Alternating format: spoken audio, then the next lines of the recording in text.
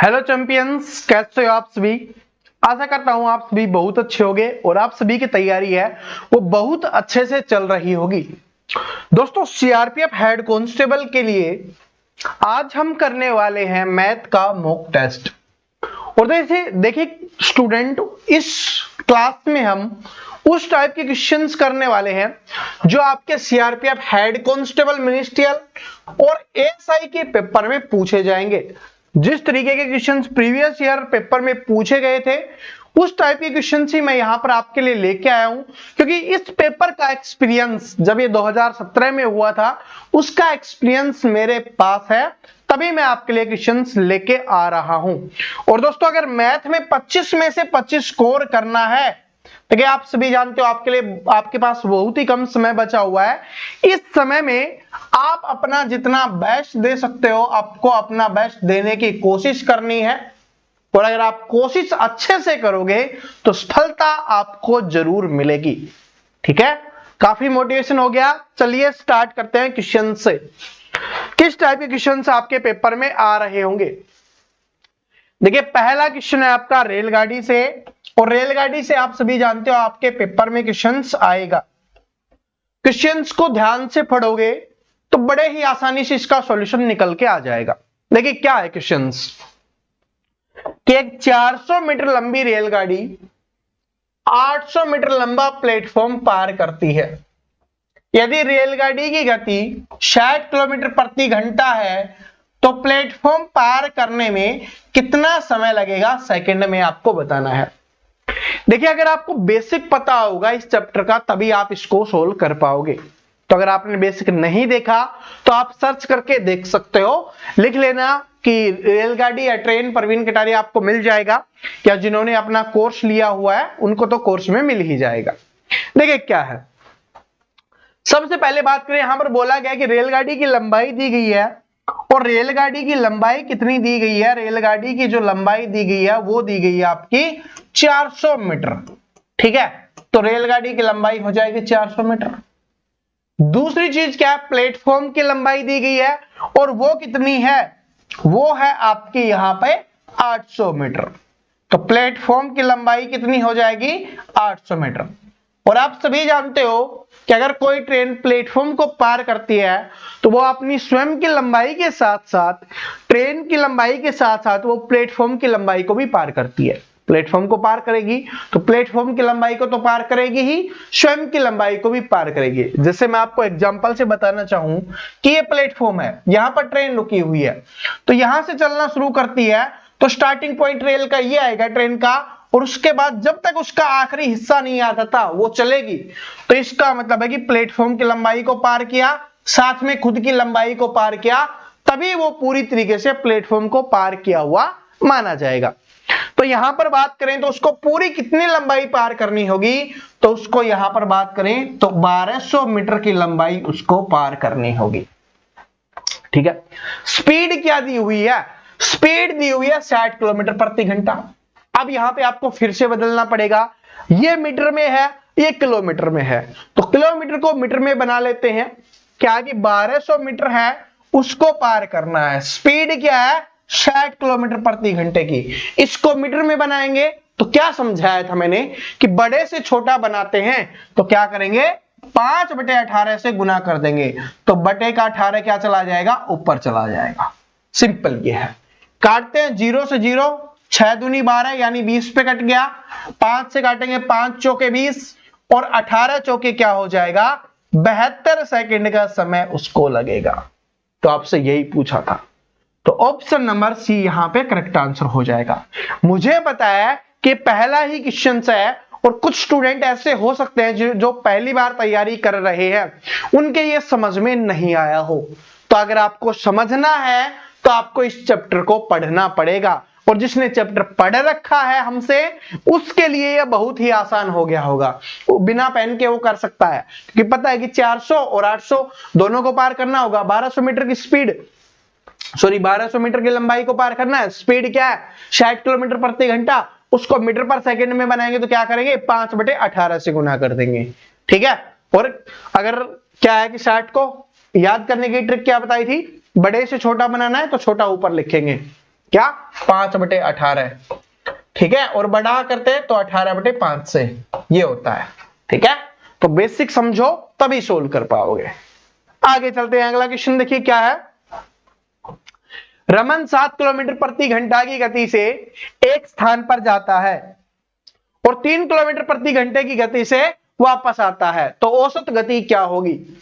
दोस्तों चैंपियंस, आप सभी के लिए ये क्वेश्चन बहुत ही ज्यादा इंपॉर्टेंट होने वाला है, आप सभी के पेपर के लिए। इस टाइप का क्वेश्चंस आपके पेपर में जरूर देखने के लिए मिलने वाला है। इसके लिए एक सिंपल सा फॉर्मूला आपको याद करना होगा। फॉर्मूला मैं लिखवा दूंगा, लेकिन याद करने के लिए एक बेसिक ट्रिक आपको बता दूंगा कि इस फॉर्मूले को कैसे याद रखना है। क्या है, क्या पूछा है आपसे, औसत गति। तो औसत गति निकालने के लिए एक फॉर्मूला होता है, वो क्या होता है, देखिए औसत गति का फॉर्मूला क्या है मैं आपको बता देता हूं।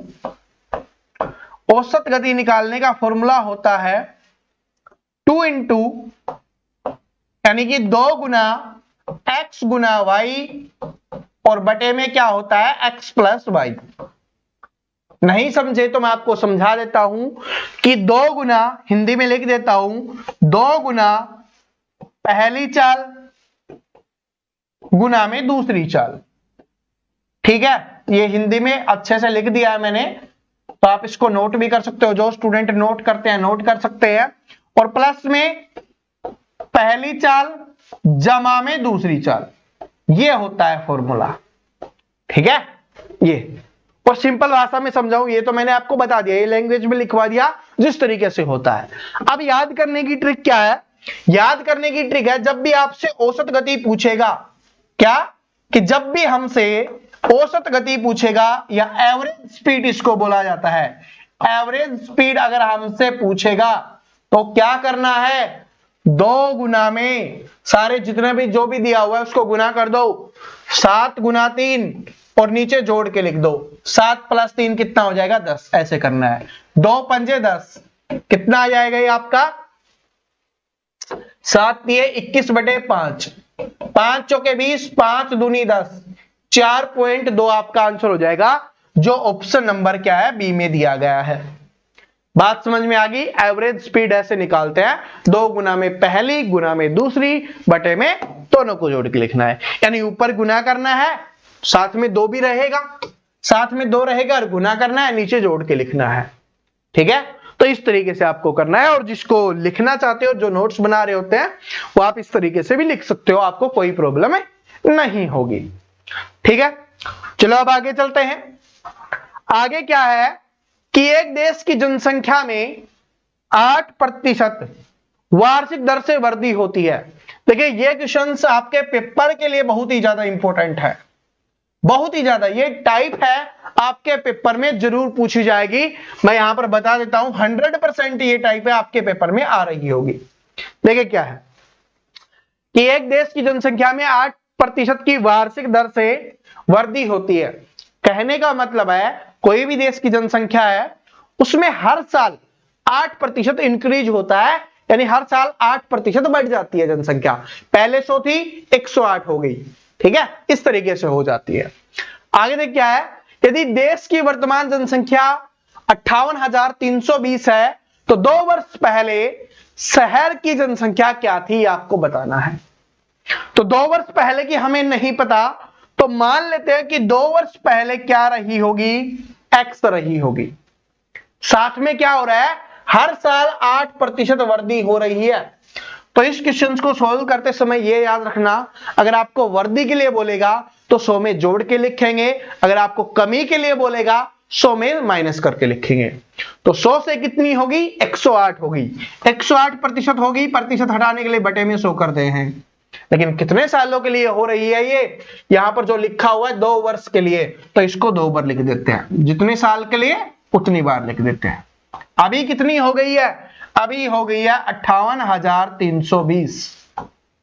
भाई हमसे पहले की पूछा है ना कि 2 वर्ष पहले शहर की जनसंख्या कितनी थी, तो मान लेते हैं कि 2 वर्ष पहले x थी, उसमें से फिर उससे अगले साल क्या हुआ, 8% इंक्रीज हो गया तो 100 से 108 हो गया, फिर क्या हुआ अगले साल 8% और इंक्रीज हो गया तो 100 से 108 हो गया, बराबर कितनी हो गई जनसंख्या, 58,320। अब आपको ये बताना है, तो इसको काटते हैं तो ये कितने पे जाएगा, 54 पे, इसको काटेंगे तो 50 पे, ये कितने पे जाएगा 54 पे, इसको काटेंगे तो कितने पे जाएगा 50 पे। नीचे वाला ऊपर गुना, ऊपर वाला नीचे गुना, यानी x का मान निकालेंगे तो 58,320 गुना में नीचे वाला ऊपर चला जाएगा क्योंकि बराबर के दूसरी तरफ जा रहा है। 50 गुना 50 2 बार 50 है, बटे में क्या हो गया 54 गुना 54, ऊपर वाला नीचे चला जाएगा। अब इसको काटिए, आपका आंसर निकल जाएगा। चलो 2 से काट लेते हैं, 2 से 25 पे और 2 से ये 27 पे, ठीक है। 27 दूनी 54, ठीक है। और कट रहा है, 3 से कट रहा है ना, 3 से कट रहा है, 3 यहां से बच गया, 3 नाम 27, 1 12 1 12 कट रहा है, तो इसको काट देते हैं 3 से। क्या 9 से भी कट रहा है, 9 से देख लेते हैं, 9 6 54, 4 9 चौके 36, कितना बच गया 7, 9 8 72 कट रहा है, 9 3 27 हो गया ये, और इसको काटेंगे तो 9 6 54, 4 और 9 चौके 36, 9 चौके 36 बच गया कितना आपका 7 और 9 8 72, ये 0 आ गया। 3 से काटेंगे तो 3 से कट जाएगा, 3 दूनी 6, 3 एकम 3, 3 6 18 और 0। अब इसको काट देते हैं, कितने पे जा रहा है 4 पे, ये कितने पे कट जाएगा 4 पे कट जाएगा, 40 आ गया यहां पर, बस गुना कर दो आपका आंसर निकल जाएगा। 25 पंजे 125 और 125 चौके क्या होता है 500, और 500 के आगे 2 0 लगा दो, तो 500 के आगे 2 0 लगाएंगे तो कौन सा आ जाएगा, ये वाला आ जाएगा, option number C correct answer हो जाएगा। कि पहले जनसंख्या कितनी थी 50,000 थी, क्या थी 50,000। और अगर कुछ स्टूडेंट को कंफ्यूजन हो कि सर जी आंसर ये करें या ये करें, कैलकुलेशन में 0 का मिस्टेक हो जाता है, थोड़ा दिमाग लगाओ, चैंपियन वाला दिमाग लगाओगे आंसर निकल के आ जाएगा।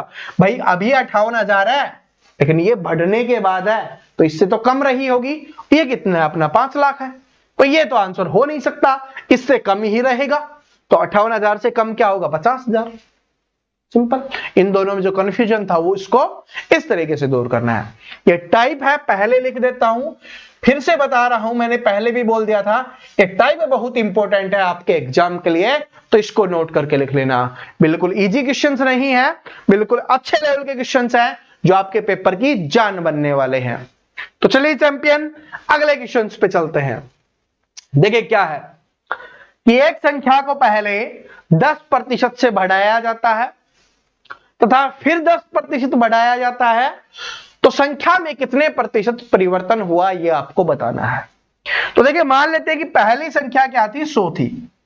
अब कुछ स्टूडेंट बोलेंगे सर जी 100 क्यों माना, जहां पर प्रतिशत दिखे इजिली होता है 100 मान लो, सबसे आसान कैलकुलेशन बन जाती है, बाकी कुछ भी मान के कर सकते हो, आंसर आपका सेम रहने वाला है, लेकिन 100 सबसे आसान होता है, इससे कैलकुलेशन करना बहुत ही सरल बन जाता है।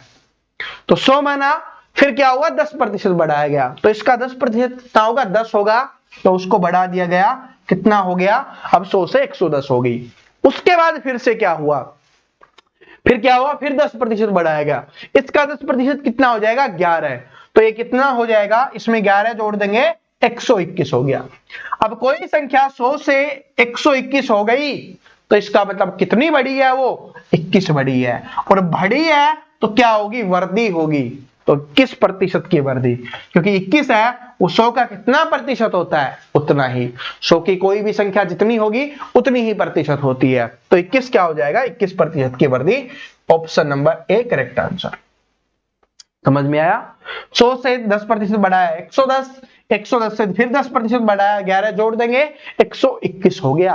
अब यानी 100 से 21 हो गया तो 21 ज्यादा है तो 21 बढ़ गया, तो 21 कितना प्रतिशत है 21%। याद रख लेना, इसको भी चेक करना है कि वृद्धि और कमी ऑप्शंस में हो सकता है पहले ऑप्शन में 21% की कमी लिख देता, तो आपको पेपर में चेक करना है कि जो आपका आंसर वृद्धि में आया है तो वृद्धि में देंगे, अगर कमी में आया है तो कमी में देंगे, या इसको ज्यादा बढ़ोतरी कुछ भी बोला जा सकता है, ठीक है, कि इंक्रीज हो रही है। आगे देखिए ये क्वेश्चन है बड़ा ही सिंपल, आसानी से इसको सोल्व कर सकते हो, और इस टाइप के क्वेश्चंस आपके पेपर में सबसे ज्यादा पूछे जाएंगे, ठीक है।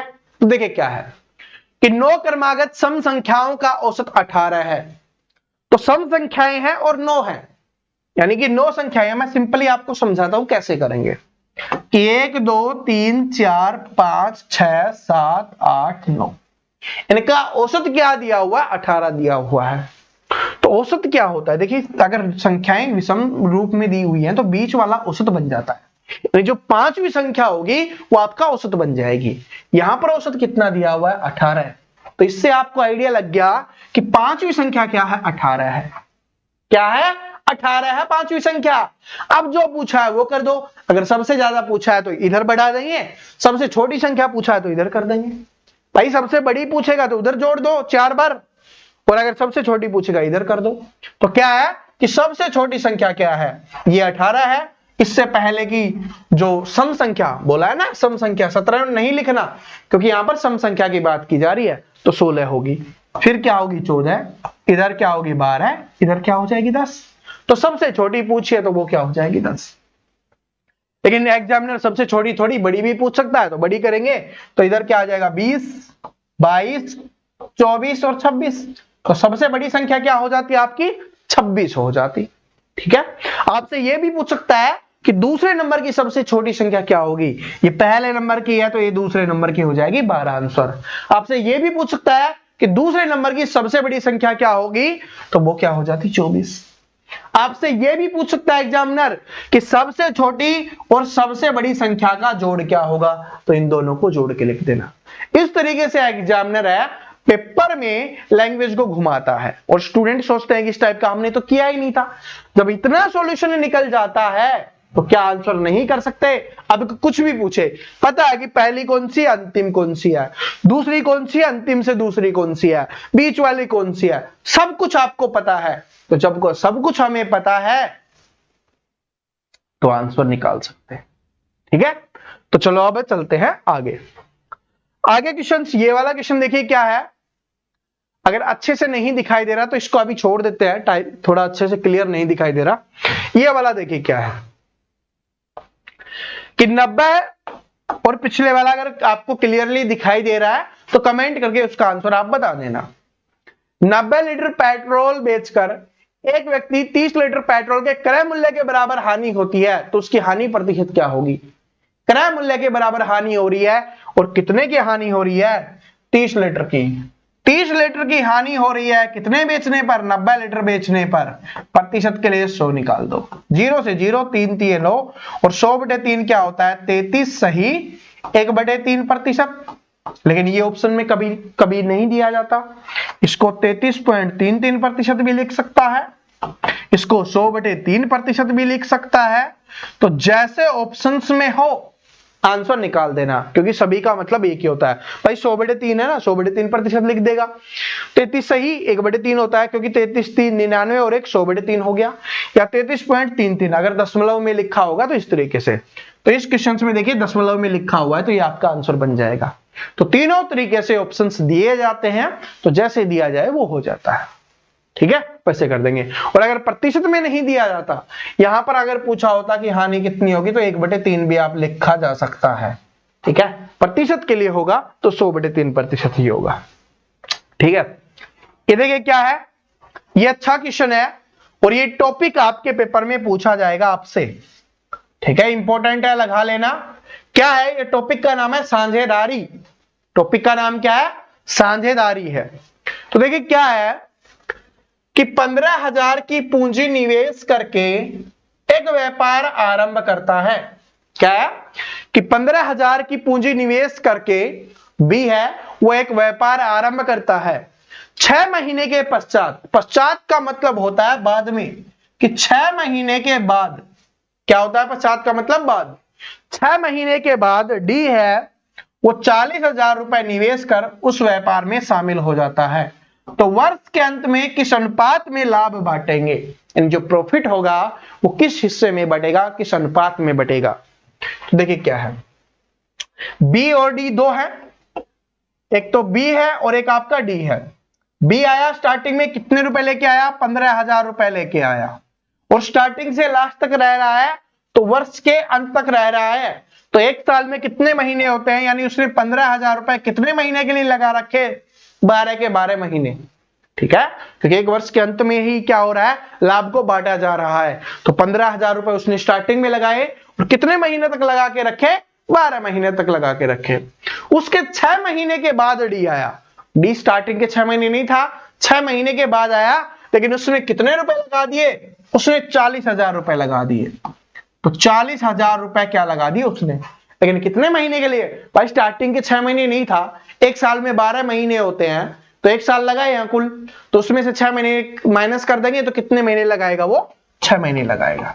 अब अनुपात बांट दो 3 0 से, 3 0 कैंसिल हो गई आपकी, ठीक है। और किसी से कट रहा है, 5 पिए 15 और 5 से काटेंगे 5 अंठे 40, उसके बाद 4 दूनी 8, 4 तिये 12, ठीक है। 3 दूनी 6, इधर से क्या आ गया? इधर से आ गया 3, इधर से आ गया 4, भाई इधर से 3 आ गया, इधर से 2 गुना 2 4 आ गया। तो किस अनुपात में बांटेंगे? 3:4 के अनुपात में वो लाभ को बांट रहे होंगे। तो ऑप्शन नंबर डी क्या हो जाएगा यहां पे आपका करेक्ट आंसर हो जाएगा। क्या ये बात सभी को समझ में आ गई? क्या सभी को समझ में आ गई ये बात कैसे की है?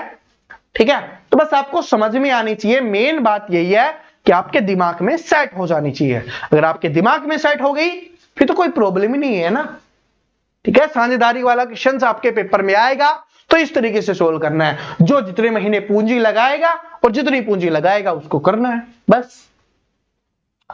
आगे चलते हैं अगले क्वेश्चन पे। देखिए क्या है कि दो पाइप है एल और जे, अकेले किसी टंकी को 12 घंटे में और 15 घंटे में भर देते हैं। तो इधर लिखते हैं 2 पाइप है, कौन कौन से? एल है वो कितने घंटे में भरता है? 12 घंटे में। और जो जे है वो कितने घंटे में भरता है? 15 घंटे में। कितने में भर रहा है भाई? 15 घंटे में भरता है। उसके बाद बोला कि पाइप पी उसी टंकी को 20 घंटे में खाली कर देता है। अब पाइप पी भी है लेकिन वो क्या कर रहा है? 20 घंटे में खाली कर रहा है। तो खाली करने वाले के सामने आप माइनस लगा लेना ताकि आपको पता हो कि एक माइनस वाला है यानी खाली करने वाला है। तो अब इनकी क्षमता निकाल लेते हैं। क्षमता आ गई, यहां पर टोटल वर्क आ गया आपका 60, एलसीएम कितना आ गया? 60, 12 पंजे 60, 15 चौके 60 और 20 तिये 60, यानी इनकी काम करने की क्षमता निकल के आ गई कैपेसिटी कि एल है वो 5 की स्पीड से भरता है, जे है 4 की स्पीड से, और जो पी है वो 3 की स्पीड से क्या करता है? खाली। ये देखिए माइनस लिखा हुआ है, इसका ध्यान रख लेना। माइनस का मतलब क्या है? खाली करने वाला है। फिर क्या बोला गया कि यदि सभी तीनों पाइप एक साथ खोल दिए जाए, तीनों पाइपों को एक साथ खोल दिया गया है, तो टंकी कितने घंटे में भर जाएगी आपको बताना है। देखिए एल पाइप है, जे पाइप है, पी है, तीनों को खोल दिया गया। तो ये क्या कर रहा है? 5 भर रहा है, ये 4 भर रहा है, तो दोनों मिलकर कितना भर रहे हैं? 9 भर रहे हैं। लेकिन ये खाली करने वाला ये 3 खाली करता है। दोनों मिलकर 9 भरते हैं, उसमें से 3 ये खाली कर देता है। क्या कर रहा है कि 1 घंटे में ये 9 भरते हैं, 3 खाली कर देता है। तो 1 घंटे में टंकी के अंदर पानी कितना जा रहा है? 6, ठीक है। 1 घंटे में 6 पानी जा रहा है, तो कितना भरना है? 60। तो 60 पानी भरना है, 1 घंटे में 6 जा रहा है, तो कितने घंटे का समय लगेगा? 10 घंटे का समय लगेगा, जो ऑप्शन नंबर ए में दिया हुआ है।